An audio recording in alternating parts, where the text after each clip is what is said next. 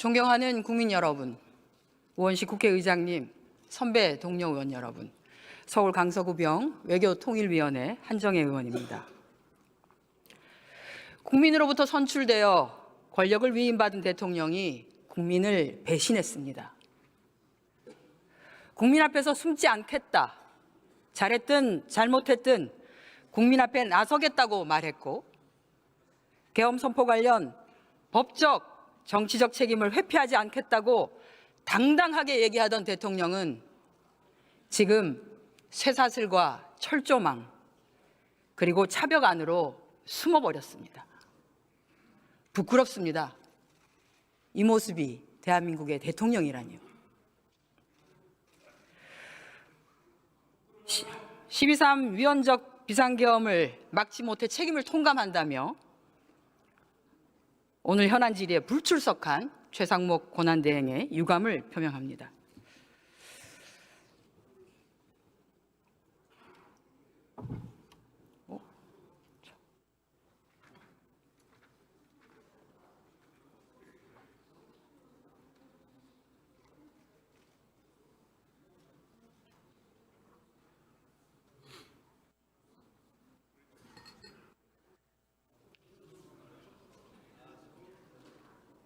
법무부 차관 앞으로 나와 주십시오.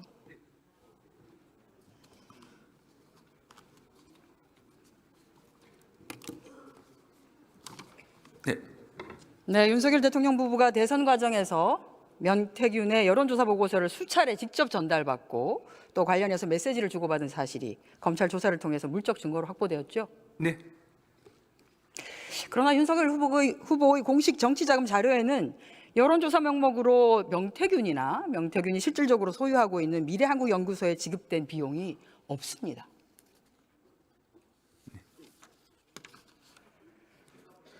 네, 그 위원님께서 말씀하신 부분은 현재 창원지검에서 관련 내용을 종합해서 수사 중인 것으로 알고 있습니다. 무상으로 받거나 제3자가 그 비용을 대신 지불했다면 명백히 정치자금법 위반?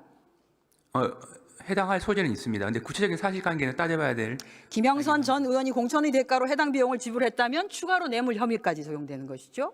그분도 마찬가지로 추가적인 사정을 통해서 법적인 판단을. 자, 법무부 차관, 검찰은 이처럼 명백하게 물증을 이미 확보해놓고도 왜 그동안 윤석열 대통령 부부를 단 한 번도 조사하지 않았습니까? 기본적으로 위원님께서 말씀하신 부분은 다 증거 자료로 확보된 부분이고 어차피 재판 과정에서 다 공개가 되는 부분입니다. 그리고 그런 내용을 포함해서 수사의 단서로 해서 사실관계를 확인 중인 것으로 알고 있습니다. 최소한 김건희 씨에 대한 소환 조사는 했었어야 되는 거 아닌가요? 네, 그 부분은 수사의 필요성 등을 고려해서 수사팀에서 합리적으로 판단할 것으로 생각하고 있습니다.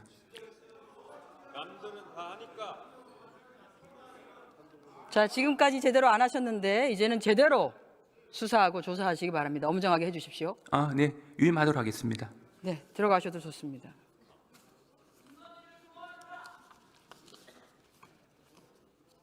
공수처장 앞으로 나와 주십시오.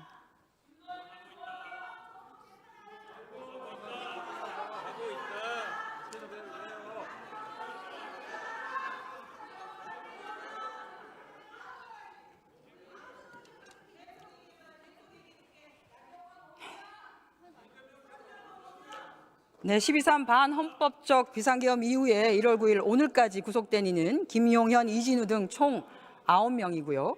이들의 혐의는 내란 중요 임무 종사 및 직권남용 등입니다. 이들의 공통 분모는 누구입니까? 지금 공수처에서는 내란 우두머리 피의자에 대해서 체포영장을 집행하고 있는 상황입니다. 누구입니까? 지금 윤석열 대통령을 내란 우두머리 피의자로 체포영장 집행 중입니다.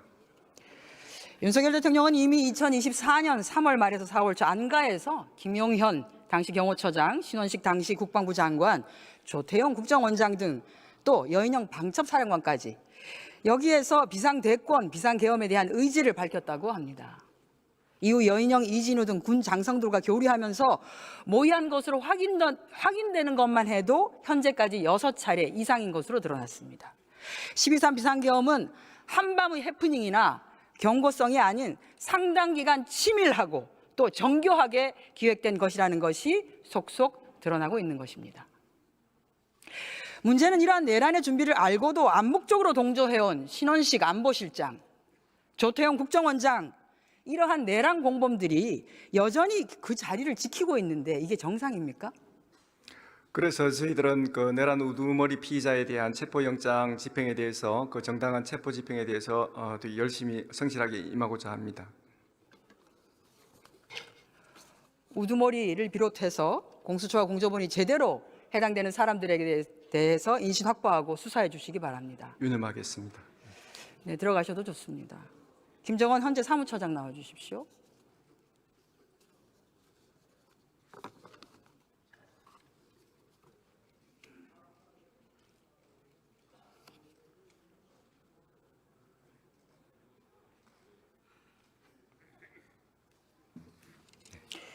헌재는 권한대행의 헌법재판관 임명 촉구를 이미 밝힌 바 있지요.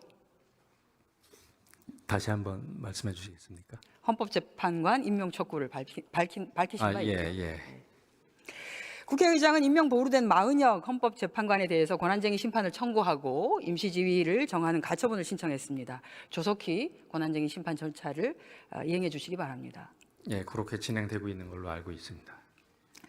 계엄 선포 후에 윤석열 대통령이 국무위원들에게 대응과 조치 사항을 지시하였는데 최상목 부총리에게는 미리 준비해 두었던 비상계엄 선포 시 조치 사항에 관한 문건을 건네주었다고 합니다.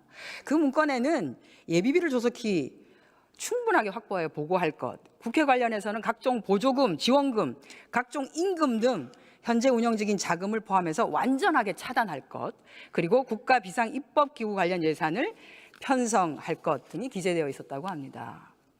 문건대로면 국회는 완전히 활동이 그 기능이 정지가 되고요. 국가 비상 입법 기구라고 하는 통법 기구가 입법부 역할을 하게 됩니다. 우리 헌법에 이게 맞습니까? 지금 정상적인 상황은 아니라고 볼 수 있습니다. 국가 비상 입법 기구라는 윤석열의 지시는 대한민국 체제를 부정하는 반헌법적 행태라는 것에 동의하십니까? 지금 말씀하신 부분에 대해 큰 틀에서는 지금 공감하는 바가 있고요. 지금 관련된 사건이 여러 건이 지금 재판소에서 심리 중에 있습니다. 반국가 세력 척결을 위해 비상계엄을 선포했다는 윤석열이야말로 입법부를 해체하고 사법부를 형해화시키고자 한 반체제, 반국가 세력임이 포고령에서 여실히 드러났습니다.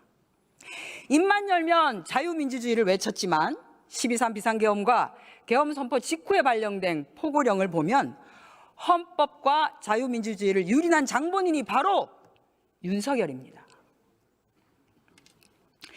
사무처장께서는 포고령이라고 보셨죠? 내용은 언론을 통해서 봤습니다. 포고령의 위헌성에 대해서 헌법을 중심으로 설명을 좀 부탁드리겠습니다. 자, 지금 그 포고령을 포함하여 비상계엄이 이제 위헌인지 여부에 대한 헌법 소원 사건이 헌법재판소에 지금 7건 정도 계류 중에 있습니다. 그래서 현재 심리 중에 있다고 말씀드릴 수 있고요.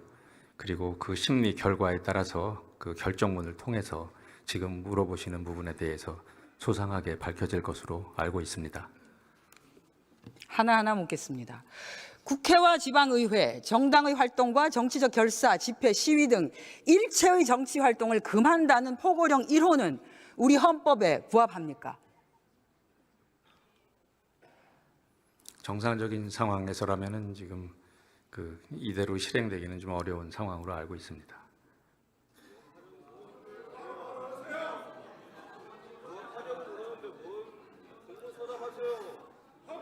지금 그 부분은 지금 심리 중에 있다고 말씀을 드렸습니다.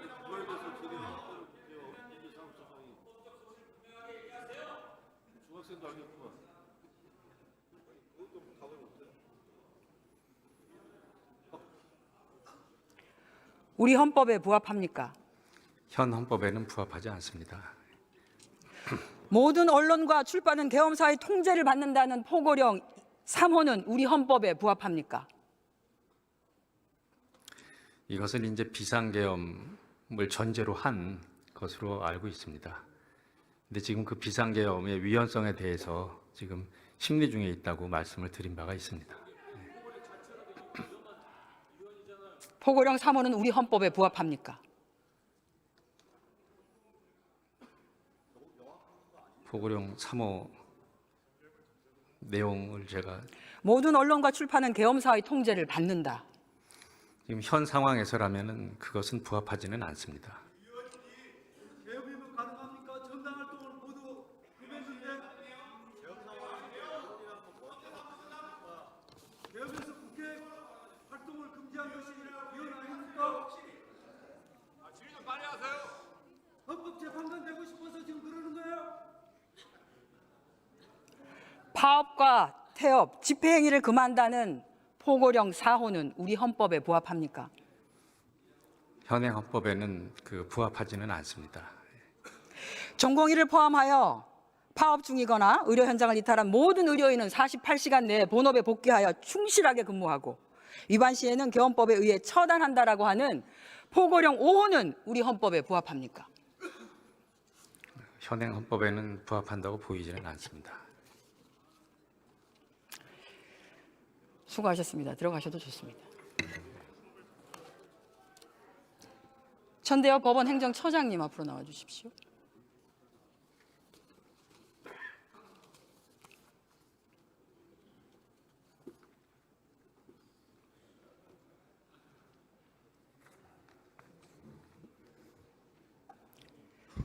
포고령 보셨죠? 예, 저도 언론 통해서 보았습니다. 해당 포고령의 위반자에 대해서 계엄사령관 특별조치권에 따라 영장 없이 체포, 구금, 압수수색하고 계엄법에 의하여 처단한다라고 하는 처벌에 관한 규정은 우리 헌법과 대한민국의 사법체계에 부합합니까? 의원님 잘 아시는 바와 같이 비상계엄이 전시나 사변, 기타 이에 준하는 국가 비상사태에 극히 예외적으로 초헌법적인 권력 행사를 허용하는 규정입니다. 그에 따르면은 정부나 그리고 사법부에 대해서 통제 권한을 행사할 수 있는 반면에 국회에 대해서는 통제 권한 대상에서 벗어나 있습니다. 마찬가지로 영장주의에 대해서 비상계엄이 적법할 경우에는 일정한 예외를 기할 수가 있지만 그것이 어느 국면에서 이루어졌는가, 즉 이제 정부나 또 사법부 그리고 일반 국민에 대한 것인지 국회에 대한 것인지 여러 상황에 따라서 달리 볼 수는 있겠습니다. 포고령 자체를 위반한 자들에 대해서 이렇게 하는 것인데요. 예, 말씀드린 바와 같이 저희 사법부에서는 특히 이제 포고령 1호 국회의 권한을 통제하는 그 부분에 위헌성이 있다는 이야기는 한 적이 있습니다. 다만 그것이 구체적인 재판 결과에 따라서 위헌이 될지 또 어느 정도 위헌 사유가 있을지 부분은 지금 헌법재판소에서 재판이 이루어지고 있고 또 이제 기소가 되었고 또 대기 중에 있으므로 더 이상 재판 사항에 대해서는 언급할 수 없는 위치에 있음을 양해하여 주시기 부탁드립니다. 우리 헌법과 사법체계에는 부합하지 않습니다. 사실상 대한민국 사법체계를 붕괴시키는 것이고요. 대한민국의 통치구조인 상권분립체제를 파괴하는 것이나 다름없다고 생각합니다. 어떻게 생각하십니까? 말씀드린 바와 같이 극히 예외적인 초헌법적인 수단이고 그 내용에 있어서 또 절차에 있어서 헌법이 정한 여러 가지 사항을 준수해야 한다라는 대원칙에는 공감합니다. 입법부를 파괴하고 사법체계를 무시한 헌법 위반으로 점철된 내란숙의 윤석열의 무소불위 계엄 포고령은 발령되었지만 국민과 국회가 일사불란하게 계엄을 해제시켰기 때문에 시행되지 못한 것입니다. 지난번에 제가 법사위에서도 말씀드렸지만 우리 국회의장님을 비롯해서 국회에서 적시에 헌정수에 나서서 이제 헌정 질서가 조기에 회복된 것을 다행스럽게 생각한다는 말씀을 드린 바 있습니다. 그럼 이처럼 위헌으로 가득한 포고령으로 전대미문의 헌법 무력화를 시도한 대통령에 대해서 헌법에 따라서 국회가 할 수 있는 조치는 무엇이 있죠? 지금 이루어지고 있는 여러 상황이 그 중에 하나라고 생각합니다. 정확하게 말씀해 주십시오. 제가 알기로는 탄핵에 관한 소추가 있었고 그 탄핵에 따라서 헌법재판소에서 현재 재판 절차가 이루어지고 있는 것으로 알고 있습니다. 그 결과를 저희들도 기다리고 있습니다. 그렇습니다. 헌법을 짓밟고 유린한 것은 대한민국과 대한민국 국민을 짓밟고 유린한 것과 다름없습니다. 헌법을 유린한 대통령을 국회가 탄핵하지 않는다면 국민의 뜻을 대변한다고 하는 국회의 존재의 의미가 존재의 이유가 무엇이겠습니까? 윤석열 탄핵에 반대하며 윤석열이 다시 돌아와야 한다고 주장하는 사람들이 있습니다. 그렇게 된다면 대한민국의 미래가 어떻게 될 것 같습니까? 경제는 어떻게 될까요? 말하기 전에 한 번쯤은 생각이라는 것을 하고 말씀을 하시기 바랍니다. 들어가셔도 좋습니다.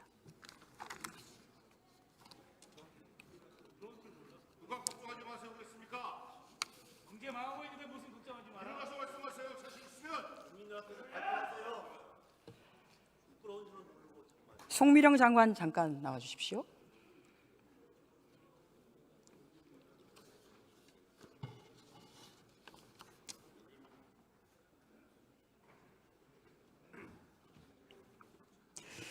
지난 현안 질의에서 사실관계를 정확히 남기는 것이 무엇보다 중요하다 말씀하셨습니다. 네. 12.3 개헌 관련 국무회의에서 형식적 요건을 갖추기 위해서라도 참석자 이름이라도 써서 남기자라고 발언한 국무위원이 있습니다. 누구였습니까? 저는 그 부분을 기억하지 못합니다, 의원님. 마지막에 서명을 하고 가라고 누군가 이야기를 하였습니다. 근데 서명하지 않겠다고 하였습니다. 그리고 나왔습니다. 서명을 하라고 한 것은 김용현 아니었나요? 그건 기억이 나지 않습니다. 누군가 국무위원들은 서명을 하라고 하였습니다. 근데 저희는 못하겠다고 그러고 나왔습니다. 누군가인지를 기억할 수 없습니다. 들어가셔도 좋습니다. 공수처장 잠깐 다시 나와 주십시오.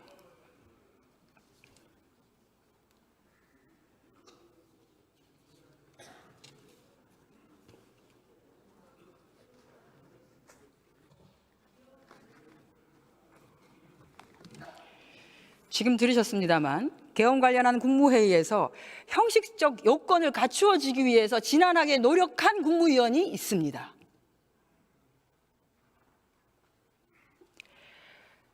이분은 확실한 내란 동조 세력입니다. 해당되는 국무위원에 대해서 제대로 된 조사를 해주시기 바랍니다. 잘 알겠습니다. 들어가셔도 좋습니다.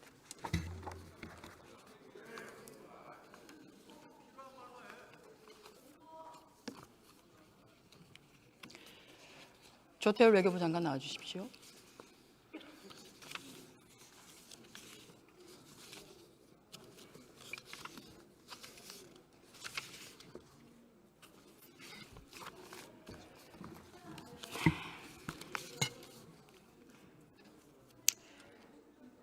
김태효 안보실 1차장은 비상계엄 해제안이 통과된 후인 12월 4일 오전 2시에서 3시 사이에 골드보고 주한 미국 대사와 통화하면서 윤석열의 담화문을 읽어주며 비상계엄의 정당성을 주장했다고 합니다. 대통령실 출신 외교부 2차관 강인선 역시 계엄이 해제된 12월 4일 오전 골드보그 대사에게 전화해서 대통령실 지시에 따라 전하는 것임을 전제한 후에 대통령의 생각을 전달했다고 하는데 이 역시 비상계엄의 정당성을 주장한 것이라고 봅니다. 역시 대통령실 출신 외교부 부대변인인 유창호는 계엄 해제 이틀 뒤인 5일 12.3 내란의 정당성을 주장하는 입장문을 대통령실로부터 전달받아 외신에 전달했습니다. 장관님, 대통령실에 파견 나간 외교부 직원이 있지요? 예, 여러 명 있습니다. 직원 중에 하나가 계엄 선포 후에 미국과 소통하는 외교부 실무진에게 메시아 운운하며 미국의 가치에도 부합하는 것이니 미국은 가만히 있어라 라는 내용으로 소통하라고 지시했다는 제보도 있었습니다. 이미 상임위에서 제가 말씀드렸습니다. 제가 조사한 결과 그런 일이 없다는 거 확인했습니다. 메시안이 뭐 그런 얘기 들은 적이 없습니다. 이를 종합해 보면 대통령실이 똘똘 뭉쳐서 계엄의 정당성을 강면 비호한 것이라고, 그리고 외교부에도 같은 기조로 가이드라인을 강압한 것으로 볼 수밖에 없습니다. 대한민국의 외교 안보가 그야말로 위기에 놓인 상황인데 내란을 옹호하고 동조한 이러한 세력들이 여전히 대통령실에서 외교 안보를 좌지우지하고 있다는 것 너무 위험하다고 생각하지 않습니까? 외교 제가 지금 책임지고 이끌고 있습니다. 대통령실에 맡기지 마시기 바랍니다. 그렇게 하겠습니다. 적극적으로 책임지고 역할을 해주시기 바랍니다.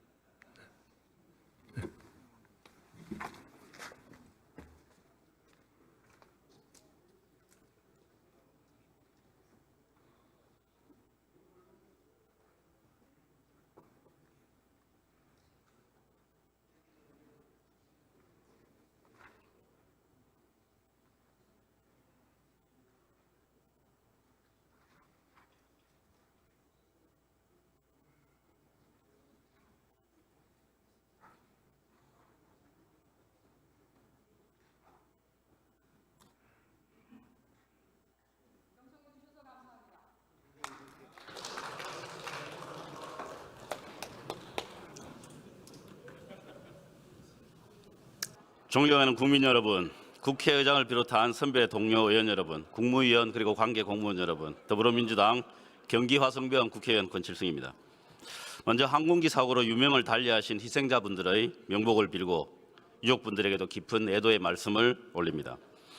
세계 10대 경제 대국이며 민주화와 산업화를 동시에 이룬 유일한 나라, 그리고 식민지 역사를 딛고 5030 클럽에 가입한 유일무이한 나라, 위대한 조국 대한민국에 비상계엄이라는 어이없는 날벼락이 떨어졌습니다. 24년 12월 3일은 법치국가를 무법천지로 만든 광란의 밤이었습니다. 미국 경제매체 포브스가 윤석열을 GDP 킬러라 칭했습니다. 국민들은 골목 상권 킬러, 민생 킬러라고 부르고 있습니다. 외교라고 잘 될 리가 없습니다. 미친 난동이 불러온 불확실성의 대가를 지금 대한민국은 혹독히 치르고 있습니다. 헌정 질서의 신속한 회복만이 답입니다. 최상목 대행이 불출석했으니 가장 측근에서 보좌하는 기재부 차관에게 묻겠습니다. 앞으로 나와주십시오.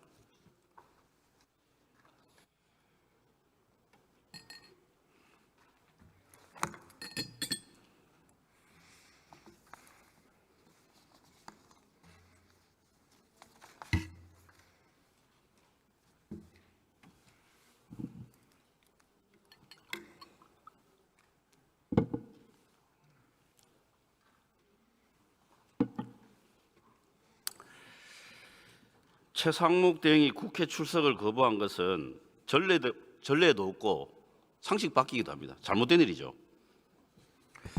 오늘 저희 그 국제 심평사 면담 외빈과의 면담이 잡혀 있어서 취소할 수 없는 일정이 있어서 못 오신 것으로 알고 있습니다.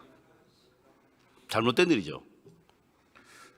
그 부분에 대해서 제가 답변드리긴 좀 어려울 것 같습니다. 왜 답변이 안 됩니까? 답변 안 하기로 작전 짜고 나왔어요? 아니 저희 부총리로서 이제 출석 요청을 받은 것으로 알고 있습니다. 근데 지금 권한 대응으로서 여러 외교 안보 일정이라든지 그런 부분 소화하고 계시는데 본회의 개의 여부가 저희 1월 6일 날 촉박하게 일정이 잡혀서 아마 오늘 못 나오신 것으로 알고 있습니다. 뭐 다른 사유 있으면 또 이야기해 보십시오. 뭐 다른 사유는 없습니다. 대한민국 정부가 지금 내란 수괴 혐의를 받고 있는 내란 정당, 내란 동조 정당, 위헌 정당, 그 당의 1호 당원과 그 정당과 당정 협의를 하고 있습니다. 이거 대한민국 정부가 제정신입니까? 네, 이게 나라입니까? 내란 수괴 혐의자가 제1호 당원으로 있는 정당과 당정 협의를 하고 있어요. 답변해 보십시오.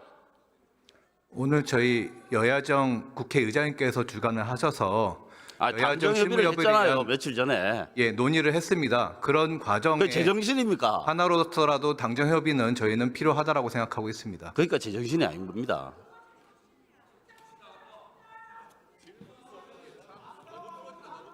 제대로 된 정부라면 당정 협의를 당연히 거부해야 됩니다. 제발 좀 정신 좀 차리기 바랍니다. 국민들이 뭐라고 생각하겠습니까? 그다음 윤석열에 대한 체포영장 집행을 앞두고 지금 경호처하고 경찰이 일촉즉발의 상황입니다. 그런데 대통령 권한대행이 정부기관 간 물리적 충돌이 없게 만전을 기해라 이렇게 이야기했어요. 이건 뭐 하라는 뜻입니까? 공무원 용어로 한번 해석을 해보시죠. 그 부분 제가 권한대행으로서의 역할과 발언에 대해서 여쭤보시는 것 같으신지 기재부 1차관으로서는 답변드리기 좀 어려운 부분인 것 같습니다. 그럼 들어가십시오.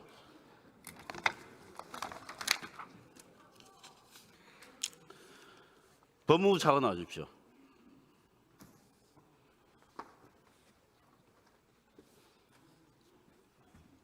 네.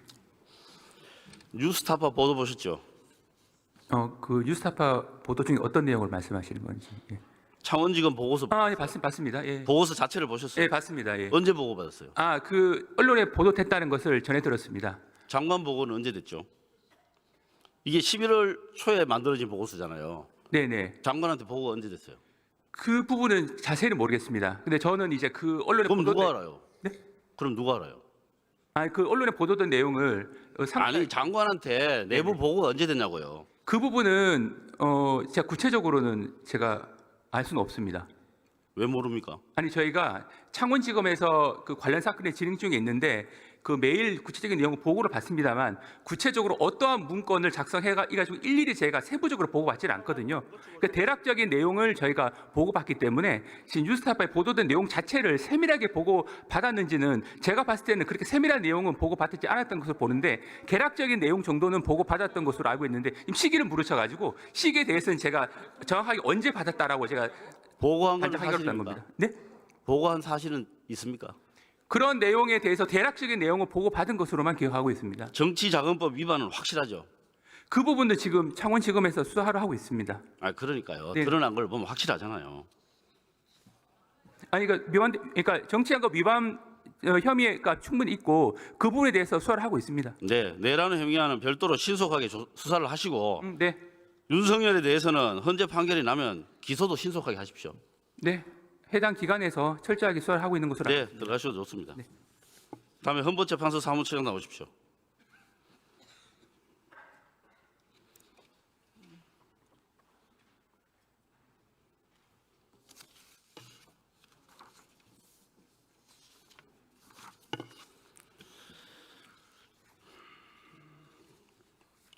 대한민국의 이 불확실성을 제거하기 위해서 가장 중요한 요소는 탄핵 심판이 신속하게 결정되는 것이다에 대해서는 동의하시죠? 예, 그 사안의 성격상 신속성이 필요합니다. 네. 계엄 포고령 1호 문서 확보했습니까? 그 지금 심리 중에 있고 네, 문서 확보하셨어요? 그 지금 죄송하지만은 구체적인 그 심리 상황에 나온 자료에 대해서 일일이 다 제가 확인해 드릴 수는 없습니다. 예, 국회 그 내용 중에 국회 정치 활동 금지하는 것, 뭐 다른 것도 다 문제지만 예. 이거 명백한 위헌이죠. 그 부분은 현 헌법상 상당히 좀 이상한 거라고 생각을 하고 있습니다. 예, 뭐 처장님 답변 그 당시 뭐 그동안의 태도로 봤을 때 엄청나게 진전하셨네요. 예, 명백한 위헌이다 이렇게 해석하겠습니다. 그리고 그 포고령을 대통령이 직접 확인했다는 것도 알고 계시죠? 본인이 만든 것으로 제가 이해하고 있는데요. 예, 네, 감사합니다. 저 국무회의 회의록 받은 바 있습니까? 지금 피청구인 측에서 낸 자료는 그 답변서와 의견서만 제출되어 있는 걸로 알고 있습니다. 없다는 말씀이시죠? 회의록이 없다는 말씀이시잖아요. 그러니까 재판 절차 중에 나온 자료에 대해서는 제가 일일이 다 확인해 드리긴 좀 어렵다는 점을 이해해 주시기 바랍니다. 네, 그리고 헌법재판관 지금 마은혁 후보에 대해서 임명을 안 하고 있는데 이 부분에 대해서 헌법재판소 입장이 뭡니까? 저희는 재판관 공석이 발생을 하면 그 공석이 다 채워지기를 바란다는 것이 저희의 일관된 입장입니다. 예, 최상목 대행이 여야 합의를 이야기했는데 그 기관장인 국회의장께서 여야 합의가 있었다고 공식적으로 말씀을 하셨어요. 그럼 당연히 임명해야 되는 거 아닌가요? 저희는 긍정적인 결과를 기다리고 있습니다. 이런 식이면 교섭단체 정당 하나가 합의를 안 해주면 모든 헌법기관의 구성이 불가능해질 수도 있습니다. 그렇지 않습니까? 그래서 허용하면 안 되는 겁니다. 임명을 해야 됩니다. 들어가셔도 좋습니다. 그다음에 선관위 사무총장 나와주십시오.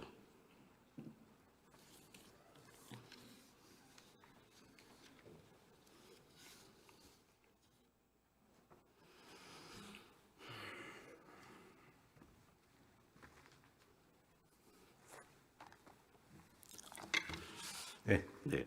우리나라 개표 방식은 투표용지 분류기를 사용은 하지만 사실상 수기 개표이죠. 네, 맞습니다. 예. 실무적으로 보면 TV에 투표 결과가 방영되기 훨씬 이전에 그리고 중앙선관위의 전체가 집계되기 그 이전에 이미 개표 현장에서 각 캠프에서 나온 그 개표 참관인들이 당락을 다 확인하고 업무가 종료되죠. 네, 맞습니다. 그러니까 선거제도는 전자투표 방식이 아니라 실물투표제에 의한다는 것입니다. 네. 따라서 현장에서 그 실물투표제에 의한 개표 상황표라는 게 작성됩니다. 그것을 기초로 하는 것이고 지금 그 선관위 그 중앙에서 언론 보도를 통해서 나오는 그런 수치들은 현장에서 이루어지는 개표소에서 개표한 개표 상황표의 수치를 전산으로 전부 확인하고 통합해서 보도 자료로 사용하는 것뿐입니다. 네. 현장에서 확인한 그 당락의 결과가 뒤집힌 적이 있습니까? 없습니다. 그렇습니다. 왜 안 뒤집혀졌겠습니까? 결과가 그대로 맞았기 때문이죠. 네. 그렇습니다. 그다음에 선관위 서버 해킹이 가능합니까? 불가능합니다. 왜 그렇습니까? 기본적으로 단정적으로 불가능하다는 그 표현은 좀 어폐가 있습니다. 사실은 과학기술의 발전에 대하면 어디까지 가는지는 모르겠는데 지금 저희가 말하는 그 전산 서버는 기본적으로 그걸 운영하는 그 운영부 내와 서버 사이에 폐사망으로 운영이 되고 있습니다. 그래서 그렇습니다. 외부의 해킹 자체가 불가능합니다. 그렇습니다. 즉 그 전산을 조작하려면 반드시 저희 내부의 직원이 가담을 해야 가능한 구조입니다. 그렇습니다. 만약에 해킹을 했다 하더라도 그게 의미가 있습니까? 당락에? 지금 그 부분입니다. 지금 그 전산 조작이 가능한 경우라도 말씀드린 이유가 실물 투표제에 의해서 운영한다는 취지는 현장에서 전산 조작한 그 결과와 현장의 투표지가 불일치하게 되는 겁니다. 그러니까 완벽하게 부정선거가 이루어지기 위해서는 실물 투표지에 대한 조작도 그 전산 조작에 대한 수치와 동일하게 하는 작업이 필요하다는 겁니다. 네. 그게 실이 아니고서는 불가능하겠죠. 그게 사실적으로 가능하겠느냐라는 부분이 예. 이제 문제가 되는 겁니다. 제가 드리는 말씀은 사후에 해킹을 해봐야 당락을 바꿀 수가 없다 이런 뜻입니다. 그렇죠? 지금 부정선거론자 분들께서 주장하시는 내용은 사후에 조작한다는 취지가 아니고 제가 순서대로 조작 말씀드리는 겁니다. 플러스 투표지까지 조작을 해서 그걸 예. 맞춘다는 취지입니다. 예, 신과 함께 해야 가능한 일입니다. 자, PT 좀 올려주십시오. 22대 총선 공동 출구 조사인데요. 이 조사를 보면 이렇습니다. 출구 조사 예측치보다 오히려 민주당이 12석 적게 나왔어요. 국민의힘이 13석 더 많이 나왔어요. 지역구별로 보면은 국민의힘이 우세로 조사되었다가 민주당이 당선된 곳이 딱 한 곳밖에 없고요.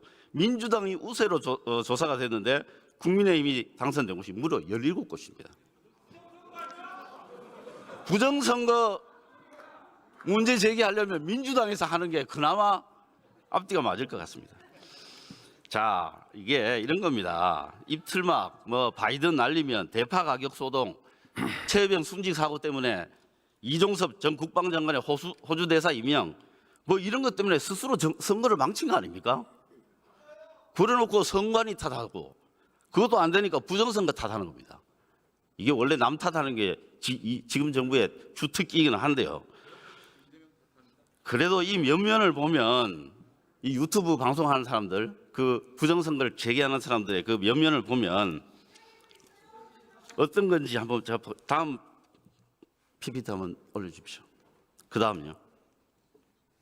보면 제목도 아주 유치찬란합니다. 그 다음요. 네, 저런 거 합니다. 근데 저 사람들이 제가 말씀드린 이 간단한 논리를 이해하지 못해서 저렇게 할 것인가? 그렇지는 않다고 봅니다. 선관위에서는 저 사람들이 왜 저런다고 생각합니까? 그 추정에 의한 답변을 여기서 하는 것은 적절치 않아 보입니다. 어떻게 추정하십니까? 추정이라고 전제를 달고 하십시오.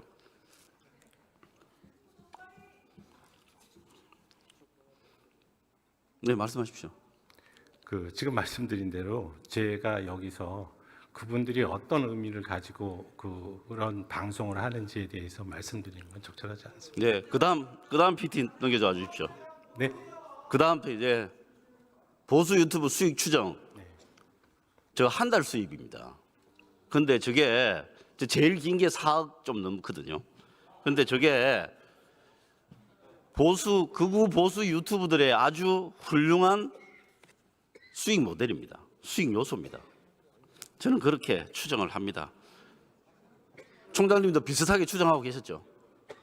그래서 지금 저희들이 저희 책임 관할로 돼 있긴 하지만 이와 같이 이제 선거와 관련한 여론조사 부분이라든지 지금 이와 같이 유튜브를 이용한 개인 방송업자들의 방송 내용 중에서 우리 민주주의의 그 제도 근간이라고 할 수 있는 선거 제도를 공격하는 부분에 대해서 심각한 그런 우려를 지금 하고 있습니다. 네.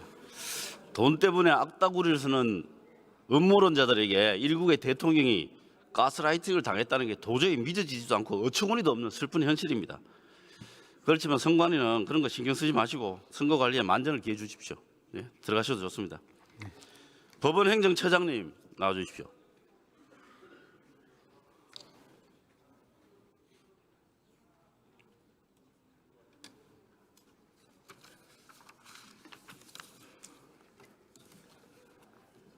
네.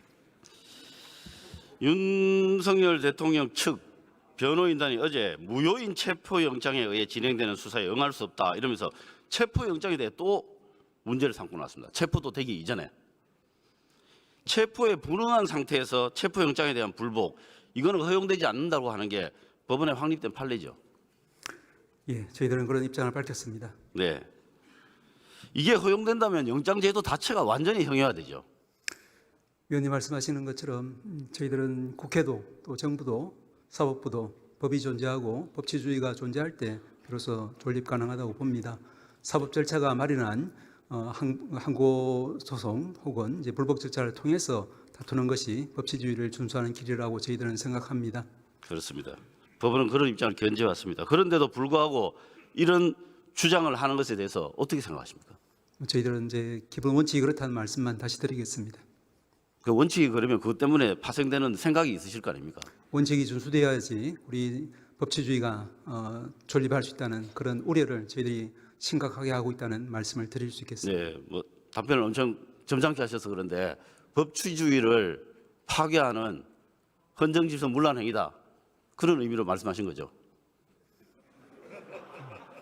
제 입장은 밝힌 바와 같습니다. 예, 동의하시는 거죠? 예, 그냥 뭐 바디랭귀지로 하셔도 좋습니다. 법원은 이번 윤석열 체포영장에 대해서 합헌이라는 것을 여러 차례 확인했습니다. 이 신청을 기각했고 영장도 재발부했습니다. 이게 합법적이라는 것을 확인하는 행위라고 볼 수 있지 않겠습니까? 그렇다면 집행도 당연히 합법이죠. 마찬가지로 저희들은 이제 우리 사법제도 하에서는 재판 결과에 대해서는 이제 불복 절차에 따라서 상소제도에 의해서 다투도록 되어 있습니다. 적법한 절차를 거쳐서 발부된 영장에 대해서는 존중하는 것이 법치주의를 위해서 필요하다는 말씀을 드린 바와 같고, 그 집행 부분에 대해서 위법성이 있다고 하면은 그 부분은 체포적부심이나 기타 이제 본안 사건에 있어서 충분히 다툴 수 있는 기회가 그렇습니다. 그게 법원의 입장이었죠. 예. 그런데 이 집행을 방해하면 범죄죠. 정당한 영장의 집행에 대해서 부당하게 저항하고 방해하는 행위는 잘 아시는 바와 같이 공무집행 방해로 많은 사례들이 있습니다. PT 한번 올려주십시오. 법을 지키지 않으면 법을 지킬 때보다 훨씬 고통이 따른다는 것을 알아야 법치주의가 확립된다. 윤석열. 법원이 발부한 영장을 집행하는 건 재량이 아니라 의무. 한동훈. 법조 경력 좀 있는 분들의 어록입니다. 업무에 확실하게 참고해 주시기 바랍니다. 이상입니다. 잠깐만요. 하나 더 남았습니다. 예. 어제 윤석열 측에서 또 이야기한 게 있습니다. 수사와 관련해서 우선 기소하고 아니면 사전 영장 청구하라. 서부지방법원의 영장 청구하는 위법이다. 이런 취지의 주장도 했습니다. 이 영장이 무슨 기호식품도 아니고 피의자가 영장 종류를 선택하고 발부 법원도 지정하고 났었어요. 여기에 대한 법원의 입장은 무엇입니까? 다시 한번 저희들은 헌법과 법에 따라 마련된 사법 절차는 존중되어야 되고, 그와 같은 사법 절차 내에서 저희 사법부는 법과 원칙에 따라 최선을 다하겠다는 말씀, 그리고 그 부분에 대해서 국민들도 이해하고 따라줬으면 좋겠다는 그런 바람을 말씀드립니다. 네, 감사합니다.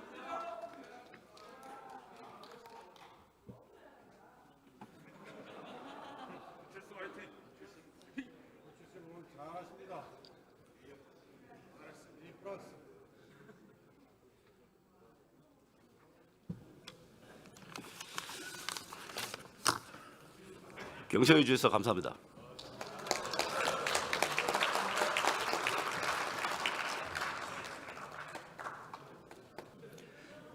존경하는 국민 여러분, 우원식 국회의장님과 선배 동료 의원 여러분, 박주민입니다. 약 2년 전 이 자리에서 대통령의 심기를 경호하기 위해 부당한 명령을 했던, 그리고 그 책임을 피하기 위해 호주로 달아났던 국방부 장관을 상대로 박정훈 대령의 무고함을 다투었던 기억이 있습니다. 군사법원법 개정안을 대표 발의했고 그 법이 통과될 당시에 소위위원장으로서 해당 법의 취지가 무시당하는 현실도 참기 어려웠지만 무엇보다도 정의를 지키기 위해 용기 있게 나선 참 군인이 희생당할 수 있는 현실을 보고 있을 수만은 없었던 기억이 있습니다. 다행히 오늘 박정훈 대령은 1심에서 모두 무죄를 선고받았습니다. 뒤틀리고 뒤틀린 현실 중에 하나가 드디어 제자리를 찾아간 것입니다. 오늘을 계기로 다른 사안들도 전부 제자리를 찾아갈 수 있었으면 합니다. 질의를 시작하겠습니다.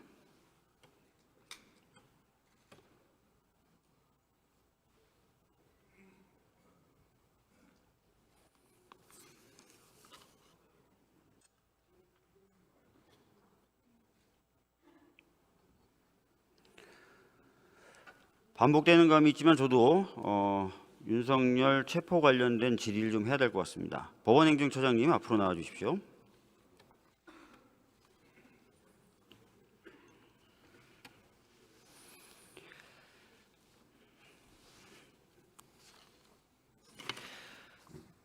자, 윤석열 변호인단은 공수처가 내란죄에 대한 수사권이 없다. 그리고 서울중앙지법만이 관할 건이 있어서 서부지방법원에서 영장이 발부돼서는 안 된다.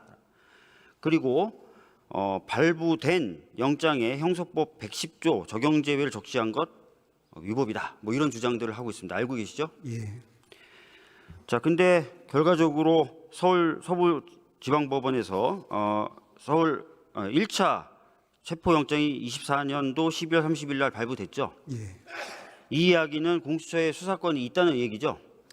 영장 재판을 담당했던 법관 또 그 이의 신청을 기각했던 이제 재판부의 판단은 그와 같다라고 말씀드릴 수 있겠습니다. 네, 관할권도 있다는 판단이죠. 그와 같은 판단을 했습니다. 자, 윤석열 측이 제기했던 이의 신청 전부 기각됐던 거 역시 1차로 발부됐던 영장 정당하고 합법적이다라는 판단에 기한 것이죠. 그와 같은 판단을 내린 것으로 알고 있습니다. 네, 1차 체포영장에 형사소송법 110조의 적용을 받지 않는다는 기재를 한 것은 체포를 위한 피의자의 소재 수색에는 110조가 적용되지 않는다는 의미를 기재한 것이기 때문에 적법하다고 판단한 것이죠. 그와 같은 판단하는 것으로 알고 있습니다. 자, 그리고 또 윤석열에 대한 2차 체포영장도 발부됐죠. 예, 그렇습니다. 역시 수사권도 있고 관할권에도 문제 없다는 판단을 한 것이죠. 동일한 판단을 했을 것으로 짐작합니다. 자, 이렇게 1차 영장 발부, 그것에 대한 이의 신청 기각, 다시 2차 영장 발부, 이렇게 법원에 거듭된 판단이 있습니다. 그럼에도 불구하고 이 영장이 위법적이다라고 하면서 집행에 거부하는 것, 법치주의에서 있을 수 있습니까? 저희들은 이 부분에 대해서 여러 가지 이제 논란, 이론이 있다는 사실은 알고 있지만 그렇지만 법치주의 존중의 취지에서는 일단 적법하게 발부된 영장에 대해서는 존중하는 것이 우리 이제 법치주의 사회에서의 모든 국민들의 의무라고 생각합니다. 네, 차관님, 법무부 차관님 잠깐 나와 주십시오.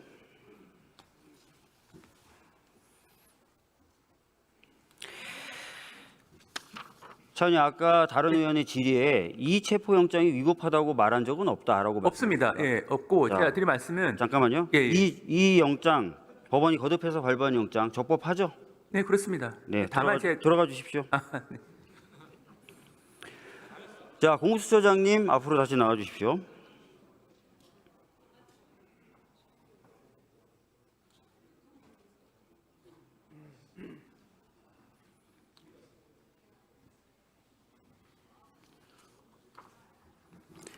소장님, 1차 체포영장, 2차 체포영장 모두 적법한 영장이죠? 네. 자, 적법한 영장을 집행하겠다고 하는데 경호처는 경호를 해야 된다는 이유로 막아서고 있고, 방금 이철규 의원도 비록 탄핵이 됐지만 경호 대상의 지위는 유지된다는 취지로 얘기했습니다. 맞죠? 네. 자, 근데 경호법상 경호의 정의가 뭡니까?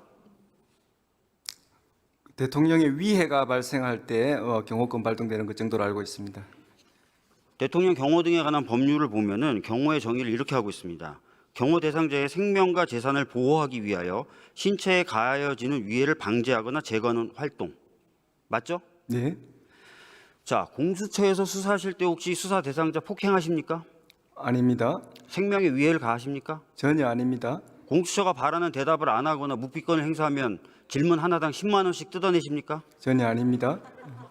그럼 공수처에서 수사하는 것이 생명이나 재산에 위해를 가하는 활동이다. 이렇게 볼 수 있습니까? 전혀 아닙니다. 저희들이 발부받은 적법한 영장에 대항할 수 있는 경호권을 빌미로 대항할 수 있는 그 어떠한 명목도 없으며 적법한 체포영장의 집행을 막을 어떤 법도 없다는 것을 단언합니다. 맞습니다.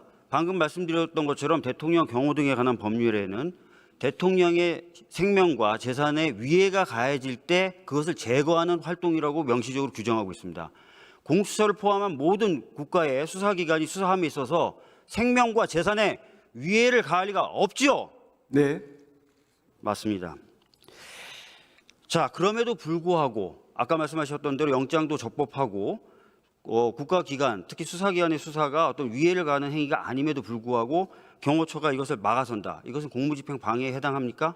특수공무집행 방해, 그다음에 범인 은닉 등의 여러 가지 제목에 해당할 수 있습니다. 네. 자, 만약에 영장을 집행하는데 국회의원들이 다수로 가서 스크럼을 짜고 막는다. 공무집행 방해에 해당합니까? 저희들의 영장 집행 업무를 방해할 시 공무집행 방해에 마찬가지로 적용됩니다.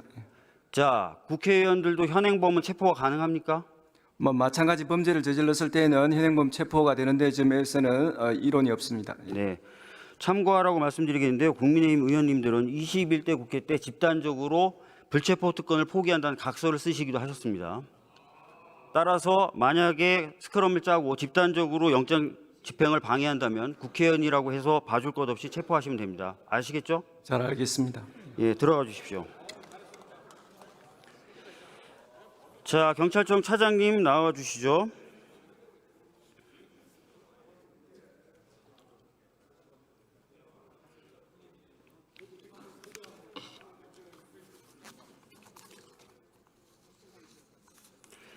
차장님께도 간단하게 한번 물어보겠습니다. 경찰 수사가 생명에 위해를 가는 행위입니까?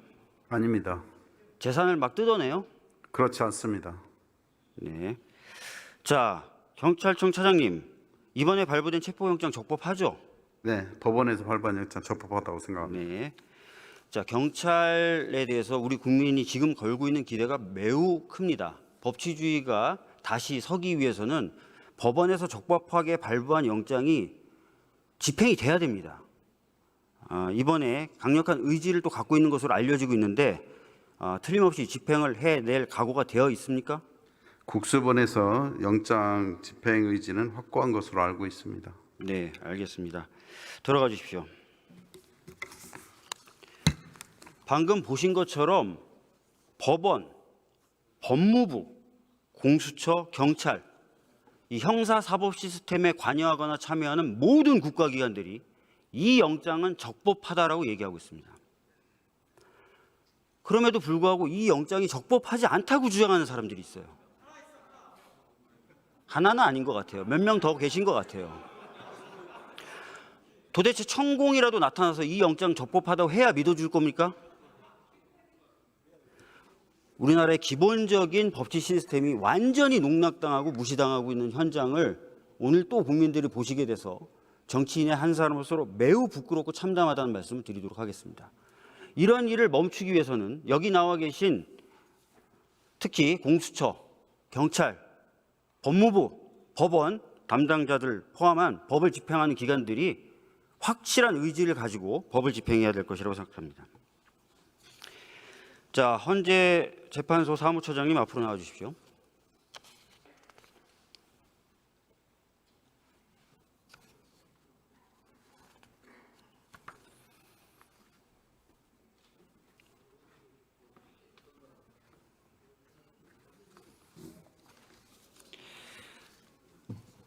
제가 하나의 문구를 좀 읽어드릴 테니까 맞는지 안 맞는지 나중에 답을 해주세요. 예. 탄핵 심판은 대통령에 대한 파면 결정을 하는 행정소송의 일종이거든요. 그래서 유죄냐 무죄냐는 형사법정에서 가려야 할 문제이고 탄핵법정에서는 대통령의 직무집행 행위가 헌법과 법률에 위반됐느냐의 여부만을 판단하면 됩니다. 범죄 성립 여부는 헌법재판소의 심판 대상이 아니기 때문에 그 범죄 성립이 되는 구체적 사실관계는 살리면서 그 사실관계에 터잡아서 법률적 평가가 헌법상의 대원칙에 위반된다는 식으로 정리할 그런 계획입니다. 이렇게 얘기했어요. 자, 요 설명 맞습니까? 그 박근혜 대통령 탄핵 때 소추위원 측에서 청구인 측에서 한 이 설명 맞아요, 틀려요? 기억이 나는데요. 이 설명 맞아요, 틀려요? 그 설명에 따라서 재판 절차가 진행이 됐습니다. 그래서 이 설명이 맞는 거죠? 그러니까 맞는다는 뜻이 어떤? 이 설명이 헌법과 법률에 부합하는 설명이죠. 결과적으로 이 설명대로 진행이 됐고 예, 문제없이 설명- 결정이 났으니까, 그죠? 예. 짧게 그렇게 대답해 주시면 되는데. 자, 이 설명 맞다고 방금 말씀하셨는데 이 설명 중에 이런 부분이 포함되어 있어요. 탄핵법정에서는 대통령의 직무집행 행위가 헌법과 법률에 위반됐느냐의 여부만을 판단하면 됩니다. 이렇게 포함되어 있고 제가 읽어드렸습니다. 예. 아까 나경원 의원께서 뭐라고 그러셨냐면 형법상 내란죄가 성립한다는 걸 빼버리면 졸속심사가 된다라고 얘기하셨어요.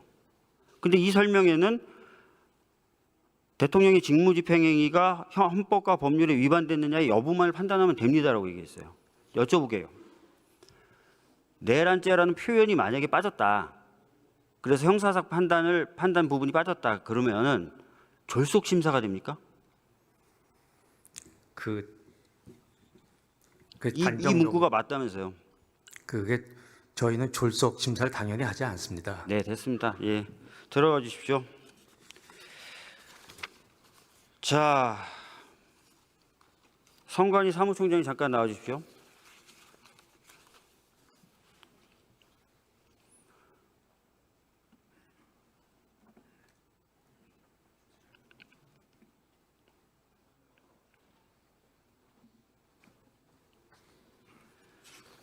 아까 권칠승 의원님도 부정선거 의혹에 대해서 질문했는데 그렇지 않다라고 답변을 해주셨고요.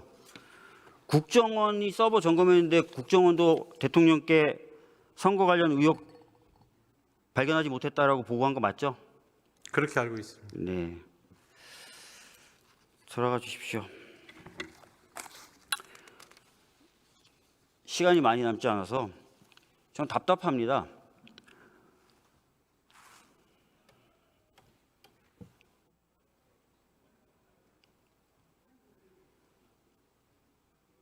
아까 말씀드렸던 것처럼 형사소송 절차에 관여하는 모든 국가기관들이 영장은 적법하다고 얘기하는데 믿지 않습니다. 선관위, 국정원, 법무부, 법원이 부정선거는 없다고 얘기하고 있는데 믿질 않습니다.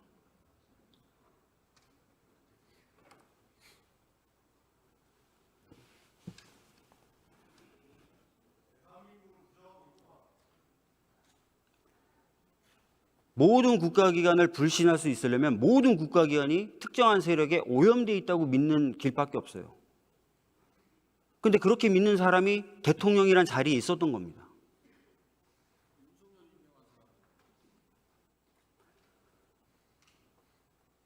그래서 저는 탄핵과 내란 관련된 수사가 빨리 진행돼서 그런 사람을 정리하는 것이 우리 헌정 질서에 가장 빨리 안정과 질서를 회복하는 일이라고 생각합니다. 오늘 제가 질의에 나서면서 우리 네티즌들에게 질문을 받았습니다. 이 질문을 전달하는 것으로 제 발언 마치겠습니다. 감사합니다.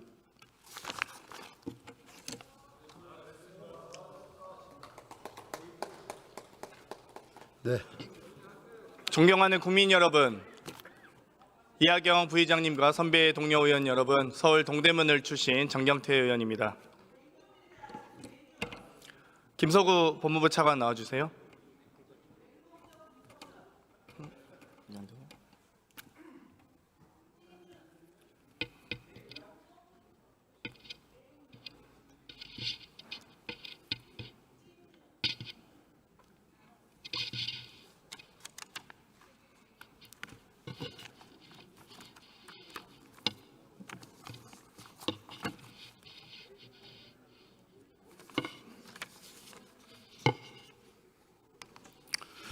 우리 차관님 고생 많으십니다.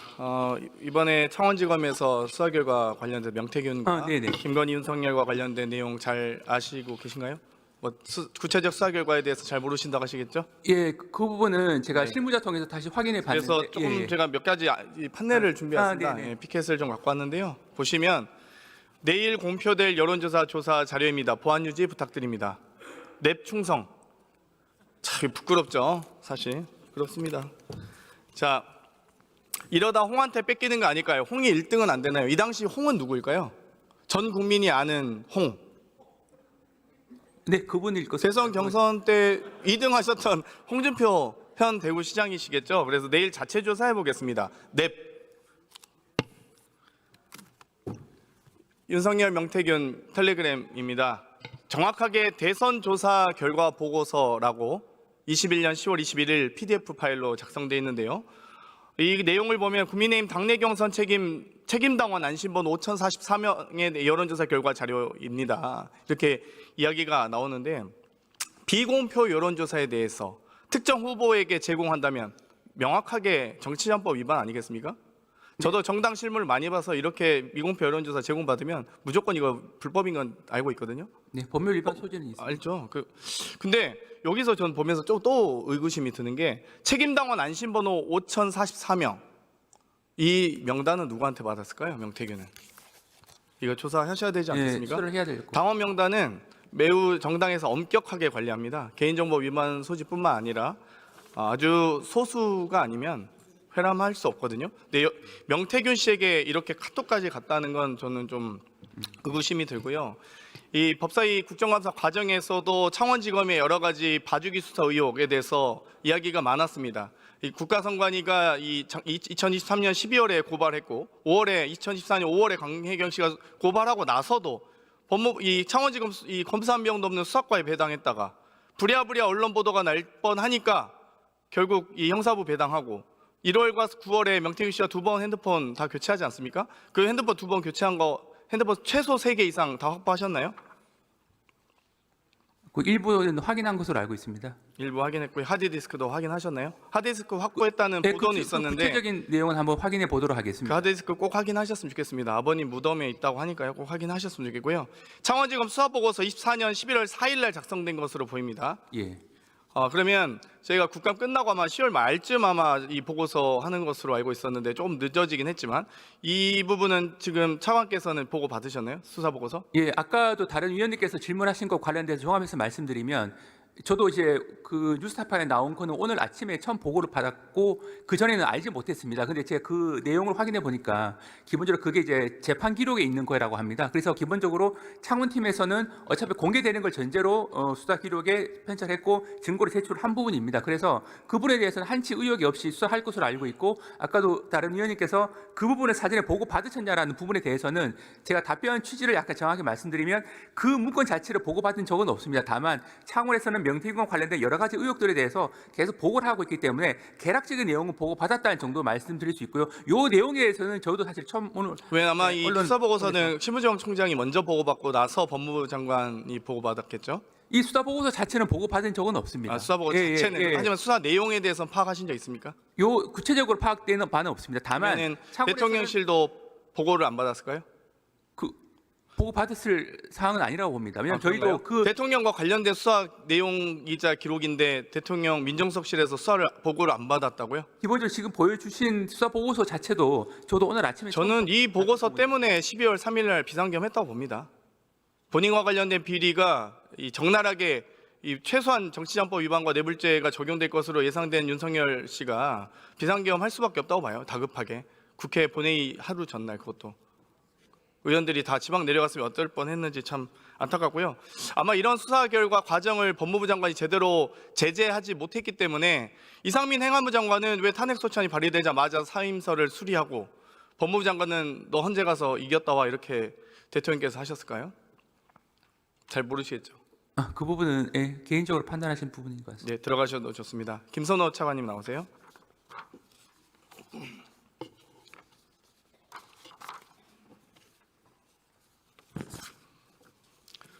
오늘 최배영의 억울한 죽음을 밝히기 위해서 노력했던 박정훈 대령 군사법원에서 무죄 선고가 났습니다. 이 선거 결과 동의하시나요?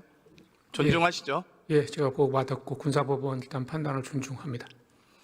12.3 내란의 주범인 여인영 방첩사령관, 이진우 수방사령관, 곽종근 특전사령관, 문상호 정보사령관 지금 직무 정지 상태죠? 예, 그렇습니다. 왜 보직 해임 안 하십니까? 예, 보직해임 심의에 관련된 일련의 절차들이 아니 그러시면 안 되죠. 박정훈 대령은 보직해임 심의위원회 구성되기 전에 하셨잖아요. 8월 2일 날 보직해임 하시고 8월 8일 날 사후적으로 의결하십니다. 그런데 이렇게 내란행위의 주범들을 따박따박 월급 다 받게 하고 보직해임 해야 월급도 줄고 제재가 되는 거 아닙니까? 제대로 된 징계 조치 아닙니까? 박정훈 대령은 이 보직해임 심의 의결도 없이 사후적으로 의결하시고 바로 보직해임 하셨잖아요. 그렇지 않습니까? 지금 현재 관련된 인원들에 대한 보직해임은 규정상 기소가 진행이 되면 진행되도록 돼 있어서 기소가 된 이후에 중대한 관련된 비행위가 진행을 하고 적발되면 보직해임 하게 돼 있지 않습니까? 왜 말을 자꾸 바꾸십니까? 예, 기소와 관련된 것 아니 그러니까 이러니까 봐주기 하는 거 아니냐는 의혹이 있는 거예요. 예. 지금 군에서도 제보가 안 들어오겠습니까? 왜 직무정지하냐? 이렇게 중대한 위반 사유가 있는 사람들 당연히 보직해임 해야지. 예, 지금 진행하고 있습니다. 보직해임 사후적으로도 의결 가능하고 중대한 위반 행위에 대해서는 하셔야 된다고 봅니다. 직권으로. 이분들 그리고 기소 날짜도 이미 작년 12월 14일에 여인영 방첩사령관 구속되고 12월 31일 날 기소됐습니다. 징계 번호 부여했습니까? 예, 지금 현재 관련된 징계 접수했고 관련된 수사 진행 관련 그러니까 징계 번호까지 다 예, 원래 기소 전에도 징계 번호 부여합니다. 근데 왜 이 사령관들에 대해서는 보직해임도 안 시키고 징계 번호도 부여 안 합니까? 기소된 직후도 안 했습니다. 제가 확인해 본 결과 기소되면 즉시 하든지 기소되기 전에도 징계 번호 부여해서 심의하지 않습니까? 근데 왜 안 하십니까? 그러니까 봐주기라는 얘기를 자꾸 듣는 겁니다. 어떻게 답변하십시오? 예, 관련된 제가 징계 절차하고 보직해임 절차가 진행이 되고 있는데 지금 의원님께서 말씀하신 그것이 왜 즉각 진행되지 않은 것에 대한 시간적 차이는 제가 한번 가서 확인하십시오. 그때 김동혁 검찰단장도 뭐 여러 가지 저희가 이 질의 과정에서 문제 제기를 했지만 지금 방첩사부터 해서 여러 특전사 법무실장 임용 과정에서 많은 문제들이 있었잖아요. 그것도 확인하셨습니까? 중력급 보직이 왜 대령으로 격상됐는지, 왜 임기가 2년인데 1년밖에 안 됐는데 갑자기 급격히 그렇게 방첩사령관이 좋아하는 법무실장 바뀌는지 그거 확인하셔서 답변을 주셔야죠. 왜 안 주십니까? 예, 제가 확인해서 답변 드리겠습니다. 이 징계 번호도 확인해서 답변 주시기 바랍니다. 예, 그렇게 하겠습니다. 돌아가셔도 좋습니다. 김정환 사무처장님 나와주시기 바랍니다.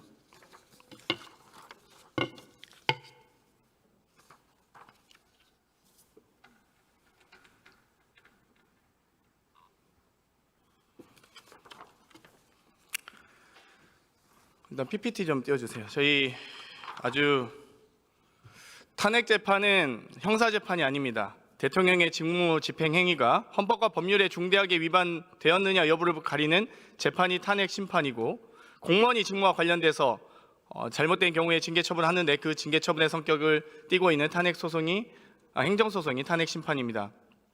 등 범죄가 성립하느냐의 유무는 헌법 재판의 대상이 아니라 형사 재판의 대상이 되는 것입니다. 사무처장님 헌재에서 형사 재판도 하세요? 형사 재판 하지 않습니다. 당연한 얘기죠. 그러면 형사 재판 속겠지 헌법 재판 속겠습니까? 여기에서 형법상의 범죄 성립에 대해서는 논하지 아니하고, 그러한 형법 위반 부분에 대통령의 그런 구체적 행위가 헌법의 국민주권 행위에 위배되느냐, 대의민주주의에 위배되느냐, 시장경제주의에 위배되느냐라는 식으로 재작성해서 제출할 계획을 갖고 있습니다. 라고 당시 2017년 탄핵 1타 강사인 권성동 법사위원장께서 얘기하십니다. 이 당시 이야기도 참 주옥 같은 글이 많습니다. 아주 똑부러지게 야무지게 말씀을 많이 하셨더라고요.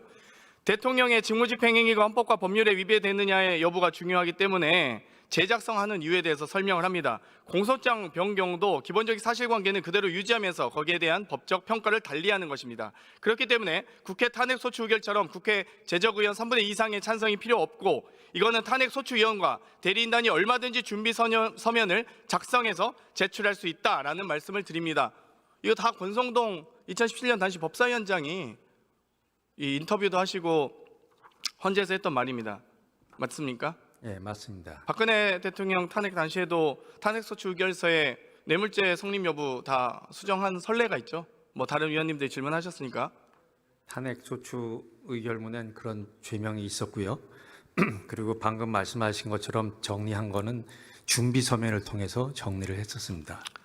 그래서 탄핵소추 사유서 재정리가 단순히 공소장을 변경하는 것과 같다라는 권성동 당시 법사위원장의 의견, 또 탄핵소추 사유서는 대리인단이 얼마든지 준비 서면을 작성해서 제출할 수 있다라고 주장한 권성동 법사위원장의 주장처럼 그렇게 2017년 탄핵소추는 진행됐죠?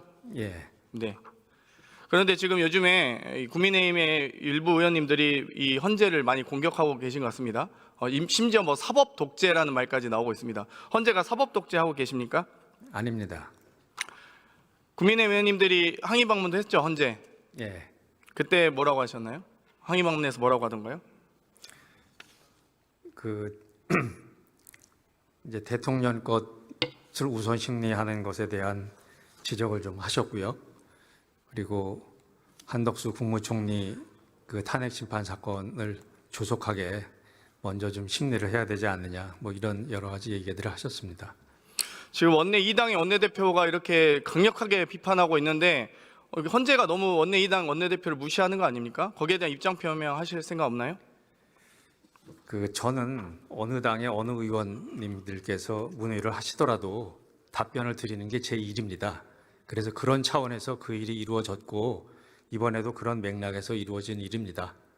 그래서 지금 소추 대리인단이 했던 행위들은 다 적법한 절차에 의해서 진행되고 있는 건 맞죠? 현 사건 말씀하시는 겁니까? 그렇습니다. 지금 이제 준비 절차 이제 마쳤고요. 이제 본격적으로. 그러니까 지금까지 적법하게 다 진행되어 왔죠? 지금 보시는 바와 지금 국민의힘에서 지금 이렇게 요구하잖아요. 무효라고 주장하고 항의까지 하시잖아요. 지금 재판이 이제 변론 기일이 다음부터 시작이 됩니다. 본격적으로. 이 관저 앞에 45명의 국민의힘 의원들이 가셨어요. 1월 6일에. 지금 비대위원 지도부도 가신 걸로 보이는데 이 지도부가 가시면 헌재의 통진당 해산 결정문에 정당 기관의 활동을 곧 정당 자신의 활동으로 특히 정당의 최고위원 등 주요 당직자의 공개된 정치 활동은 그 지위에 기하여 한 것으로 볼 수 있으므로 원칙적으로 정당에 귀속될 수 있을 것으로 보인다. 정당 해산 심판 청구의 구성 요건에 해당하는 거 아닙니까? 정당의 지도부가 이렇게 영장 집행을 방해한다든지 이렇게 헌재의 이 재판 과정을 비난한다든지 이 민주적 기본 질서를 위반한 아주 구체적 사례라고 보는데 어떻게 보십니까? 지금 정당 해산 심판 청구에 대해서 말씀하신 것 같은데 그 요건은 헌법에 명시적으로 나와 있습니다. 정당의 목적과 활동이 민주적 기본 질서에 위배됐을 때 그 정당 해산을 청구할 수 있다고 헌법에 나와 있고요. 지금 이제 말씀하신 부분은 그것이 그 요건에 해당하는지에 대해서 헌법재판소에서 만약 심판이 들어온다면 그 부분에 대해서 판단하게 될 것으로 보입니다. 네, 돌아가셔도 좋습니다. 이호영 차장님 앞으로 나와주십시오.